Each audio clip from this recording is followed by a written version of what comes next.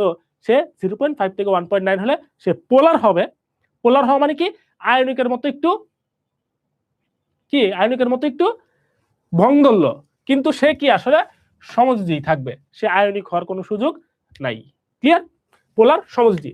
Same কাহিনী যদি হয় 0.1 থেকে 0.4, তাহলেও সে কি হবে, অবশ্যই সে তখনও কি সমযোজী থাকবে। এবং মজার ব্যাপার হচ্ছে এখন সে ভঙ্গ ধরতে পারবে না, এখন সে কেমন হবে, সে অপোলার সমযোজী হবে। ওকে, অপোলার সমযোজী। যদি তড়িৎ-ঋণাত্মকতার পার্থক্য 0 হয় তাহলে কি হবে, তাহলেও সে সমযোজী হবে। এবং কেমন সমযোজী হবে, বিশুদ্ধ সমযোজী হবে। ঠিক আছে, ডান। ওকে, আর যদি এরকম হয় তড়িৎ-ঋণাত্মকতার পার্থক্য 1.9 এর বেশি, তখন সে হবে আয়নিক। ব্যাপারটা ক্লিয়ার? এটা কিন্তু কনফিউশন রাখা যাবে না, যেভাবে বলছি তুমি সেভাবে মনে রাখবা। ওকে, তাহলে এই জিনিসটা কিন্তু পরীক্ষার জন্য ইম্পর্টেন্ট, তড়িৎ-ঋণাত্মকতা পরীক্ষার জন্য ইম্পর্টেন্ট।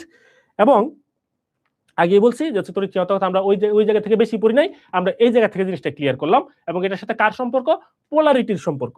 তো পোলারিটি কখন দেখাবে, কিভাবে দেখাবে, এবং সে আসলে কিসে পরিণত হবে, এই জিনিসটা একটু ভালো মতো মাথায় রেখো। যদি তড়িৎ-ঋণাত্মকতার পার্থক্য 0.5 থেকে 1.9 হয়, সে পোলার হবে। পোলার, কিন্তু পোলার আয়নিক না, পোলার সমযোজী। 0.1 থেকে 0.4 যদি হয়, সে সমযোজী হবে, এবং এখন সে পোলারিটিও শো করতে পারবে না, অপোলার সমযোজী হবে। তড়িৎ-ঋণাত্মকতার পার্থক্য 0, তাহলে সে কি বিশুদ্ধ সমযোজী। আর 1.9 এর বেশি হলে তখন সে আর সমযোজীর কাতারে নাই, সে তখন হইতে পারবে আয়নিক। ওকে।